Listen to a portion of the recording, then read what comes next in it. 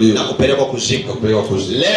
Leo hii malaika wako anisaidie nafsi yangu itoke kwenye milango ya kuzimu.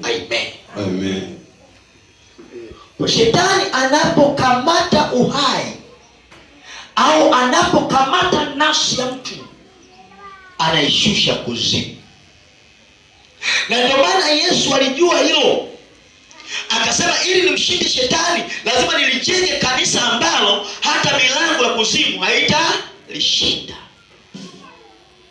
Anamwambia Simoni Petro kwenye ile Mathayo sura ya 16 mstari wa 18, anasema wewe ndiwe Petro, na juu ya mwamba huu nitalijenga kanisa langu, ambalo hata milango ya kuzimu haitalishinda. Kuzimu, alijua ulinzi ulioko kuzimu. Kama kanisa lake litakuwa kwenye misingi ambayo kuzimu italishinda, maana kanisa litakuwa na nini? Na nguvu. Ondoka mahali hapa watu wakajaza pamba au watasema godauni la pamba. Hawaiti tena kanisa. Hata palipokuwa kanisa zamani sasa ni godauni la pamba. Kwa sababu kanisa sio jengo. Linaitwa kanisa kwa sababu kuna watu ambao wanakutanika kwa sababu ya Kristo. Amen. Watu wanakusanyika kwa sababu ya nani? Ya Kristo. Amina. Na maana nakwambia tafsiri ya hili neno kanisa limetokana na neno la Kiebrania eklesia. Neno eklesia linamaanisha kanisa.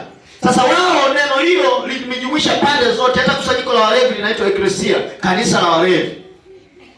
Kusanyiko la wavuta bangi linaitwa eklesia, kanisa la wavuta bangi. Kusanyiko la wachawi na lenyewe linaitwa eklesia, kanisa la wachawi. Maana wachawi nao wanafanya ibada kwa ajili ya Mungu wao. Sasa watu wanafikiri kanisa ni kwa sababu tu wa Kristo. Hapana, yako makanisa mengi sana. Hata enzi za Kristo palikuwa na Wakristo wengi sana. Makristo. Shemane. Amina. Kuzimu imekuwa na nguvu. Kuzimu imemeza maisha ya watu. Kuzimu imemeza baraka za watu. Kuzimu imemeza ndoa za watu. Kuzimu imemeza biashara za watu. Ndio maana Yesu akajua kama nitaondoka, sitalifanya kanisa ambao lina nguvu zaidi ya nguvu za kuzimu. Halitakuwa kanisa.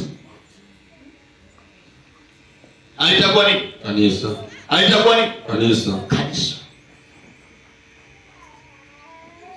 Kanisa ili liwe kanisa lenye nguvu lazima liwe na kitu kinachoitwa utii. Utii. Kanisa ili liwe kanisa lenye nguvu lazima liwe na kitu kinachoitwa uaminifu. Uaminifu mbele za Mungu na mbele za wanadamu. Amina. Kanisa ili liwe kanisa lenye nguvu lazima liwe na kitu kingine kinachoitwa upendo. Mahali penye upendo Mungu anaonekana.